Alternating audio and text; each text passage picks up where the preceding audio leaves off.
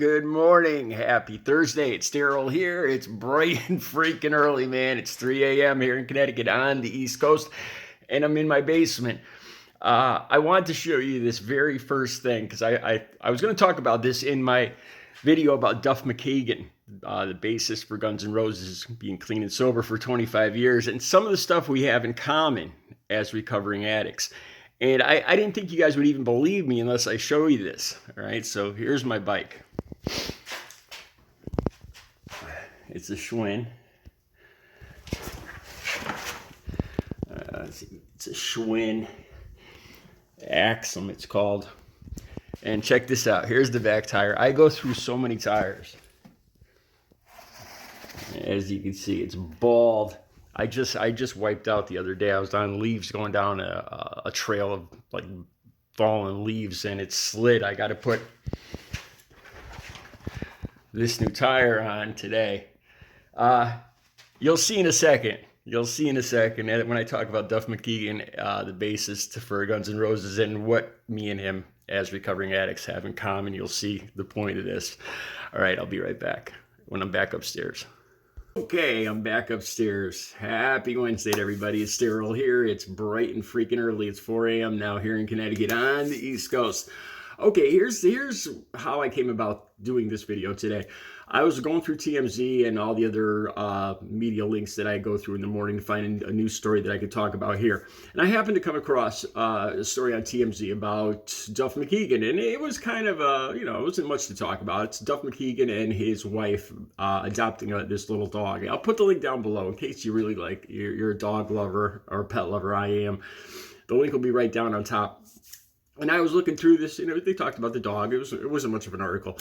And I remembered that Duff Mckagan is clean and sober.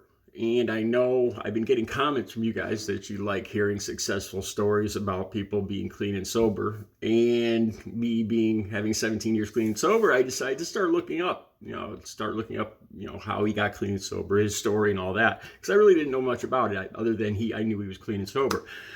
And once again, the point of this video is I'm not trying to make it sound like I'm just like this rock star. Look at me. I'm just like, that's not the point of this video.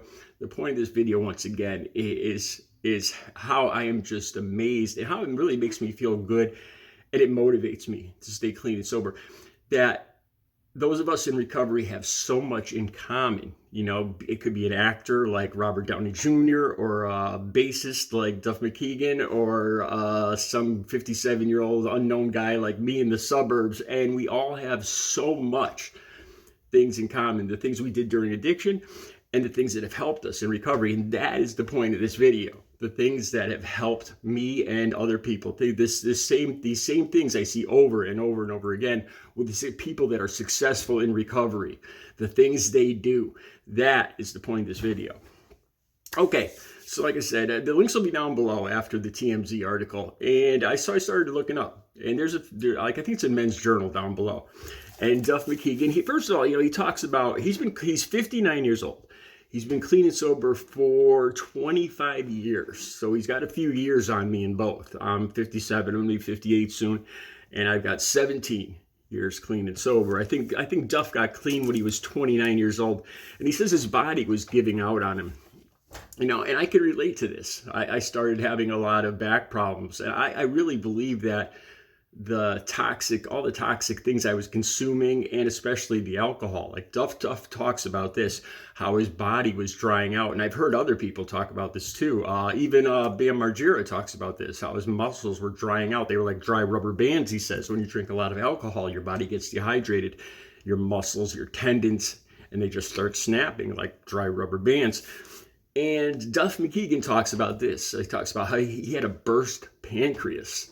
And I was in the hospital. I had a massive GI bleed from drinking alcohol. Unfortunately, that was like back when I was 21, and I kept drinking. I kept using and drinking for another 20 years. So that didn't teach me my lesson.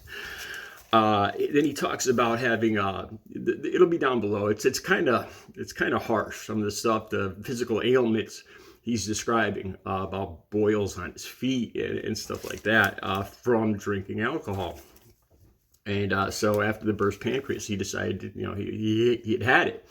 Now, here's one of the things he says. He started, we had this controversy on this channel before about who was it that said they drank 2 gallons. Oh, it was Tommy Lee. Tommy Lee claimed he drank 2 gallons of vodka every day. Remember that video? And I said, I think he's mistaken, because he said he's talking about handles, and a handle is a half gallon. So if I think he's trying to say he drank a gallon, like 2 handles a day would be 1 gallon, and that's an ungodly amount of alcohol for anybody to drink. But for somebody to drink 2 gallons a day, I think I can't wrap my mind around that. I don't think it's, like I said, I called BS on that. And in this article, Duff says how he was drinking 2 handles a day. It seems to be common. I was more of an addict than alcoholic, but he was drinking 2 handles a day, a full gallon of vodka every day. And he says he was he'd get up and do a shot, and that's the same thing I used to do. I've talked about this before. The very first thing I would do is I'd get 2 shots of Jägermeister. And that's what seemed to even out, because I'd be in withdrawals as soon as I woke up every day from opiates. Seriously, that's how opiate addiction is. You wake up in withdrawals every single day. It's a living nightmare. And I would immediately, because it's the only thing I could get right, ASAP, I drink 2 shots of Jägermeister every single morning, if not a half pint, just to even my nerves out for breakfast. That was literally my breakfast. And he talked, and it's the same thing with him. And then he says he used as much cocaine, Percocet, and Valium as he could get his hands on. And it's the same with me. Whatever I could get with the money I had, what I could pawn, what I could beg, borrow, or steal is what I used. There was, around Christmas time or Thanksgiving, I would try to buy my stuff ahead of time, so I would have it. I would need it for the holidays in order to function. So I would buy extra, and I would always end up using it the whole night before, and I would be up all night. And then the holiday would come. I would be going to see my family, and I would be in withdrawals. It would be even worse, is what I'm trying to say. It never worked. Okay, now this is where it gets in. This just blows my mind. He talks about how he pulls this is Duff Mckagan, he talks about how he pulled an old bike out of the garage. And it was the same thing with me. My very first bike when I got clean and sober 17 years ago was, I believe it was my brother-in-law's bike. And I beat the living snot out of that bike, man. I didn't know how to ride it. I fell off it. I almost killed myself because I thought a mountain bike, I thought because it has shocks, I was supposed to just pound on it. And that's not really how you ride a mountain bike. And, I learned that. But, and he talks about how he was riding every single day. He talks about, this is the thing, he talks about how he was riding a Schwinn. Now, a lot of people that ride every day will ride the big, expensive, flashy bikes like a Trek or Cannondale. And honestly, Schwinn is the best bike I've ever ridden. I paid like $500 for that bike, and that bike you just saw in the opening. And I've ridden it every day for 2 solid years with almost no problems. I've gone through about, honestly, at least 8 bikes in the last 17 years. I literally burned out the crank, where the pedals turn, like in the cheaper bikes. I'd be going every day, and I would literally burn the bearings out inside the crank where the pedals turn, and actually, I swear on the Bible, fuse the metal inside the crank where the pedals meet. Or I would blow out the back axle, the bearings there. I rode so much. And he talks about this. He talks about how he literally would he wore out the back tire. He wore out the tires on his bike. He rode it so much. And it sounds like he's saying that like, that's wow, that's something new for him. For me, I've gone here's another tire, because I needed to buy 2 of them, like I showed you in the opening. These were $80 each, because I figure you need good tires if you have a blowout or a puncture. I once got a puncture on a trail. A stick this long and about this thick just went right through my front tire as I was going down a trail, punctured it. And I had a self-plugging inner tube, and the way it does that, it's full of liquid. and the green liquid, this bright green liquid just shot up all over me as soon as the tire was punctured. So it was even worse. The tire was punctured, and I had this green liquid flying up in my face, in my eyes, so I couldn't see where I was going.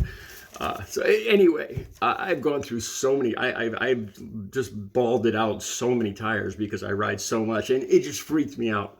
The Duff Mckagan rides a Schwinn, not a Cannondale, not a Trek, a Schwinn, and he literally rides the tires off it. You know, they're bald. He has to buy new tires. You know, it's identical. You know, it doesn't pertain to recovery, but it just freaks me out every time I see an article. I see somebody else in recovery. The things we have in common are just so crazy. You know, they're just down to the littlest minute thing. All right.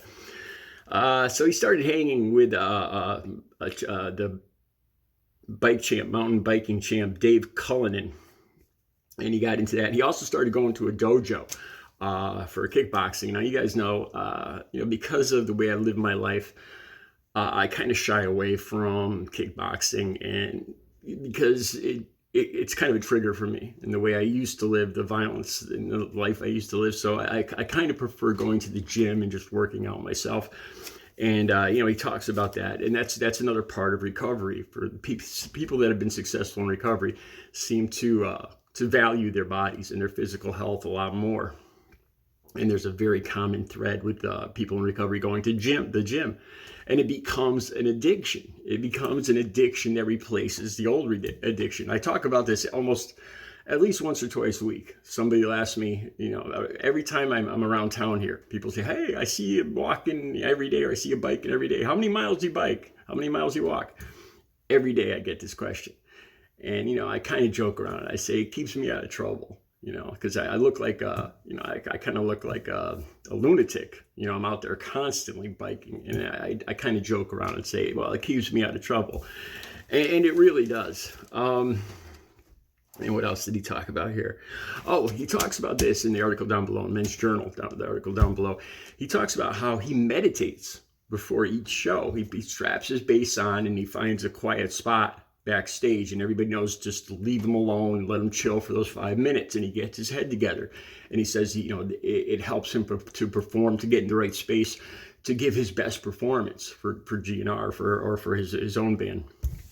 And it's the same thing every single morning. And I don't talk about this a lot because I'm liberal. I'm a liberal and everything, and there's a lot of people that have a problem with religion or faith or God or Jesus. So I don't want to seem like I'm pushing it on anybody, because that's not my thing. But I pray I've been praying every single day for the last 17 years. It's the very first thing I do when I wake up in the morning. I have a little Bible, and on it I have a duct tape. I duct taped the cross from my crucifix from my first Holy Communion, and I duct taped that to the Bible. And I hold that every morning, and I go through my prayers. I recite the Hail Mary, the Our Father, the 23rd Psalm. I forgot how it goes. I could recite it by how's it go? The Lord is my shepherd; I shall not want. He'd lead us. I can't. It's a goof because I can recite it every day, but I can't recite it now when I'm trying to do it for you guys.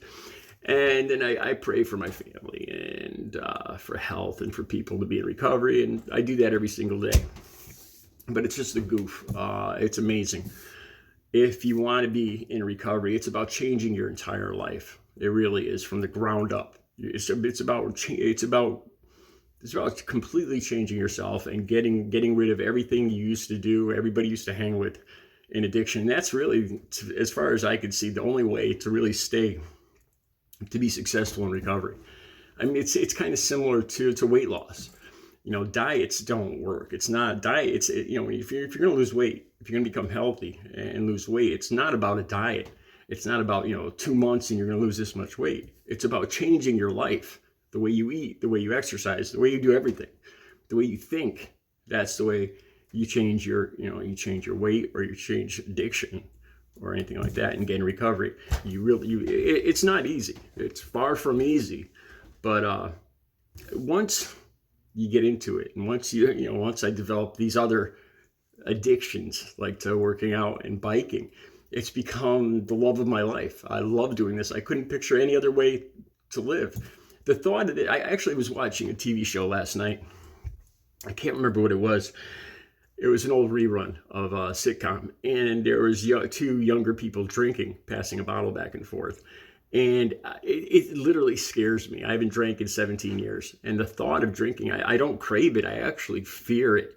Like, I watch this and I'm like amazed that I even drank when I was that young, or that people even want to drink, you know, or these 17-year-old or 18-year-old kids are drinking. Because to me, it scares me. The thought of even taking one drink scares me. The thought of losing control, of not being who I am right now. I enjoy being this person so much that I can't imagine wanting to drink and kind of mess with that. It scares me. And that's a great place to be. All right, recovery is possible. The links will be down below. I'll be back later with another video. Congratulations to Duff Mckagan on 26 years. The links, like I said, the links will be down below. Have a great Wednesday.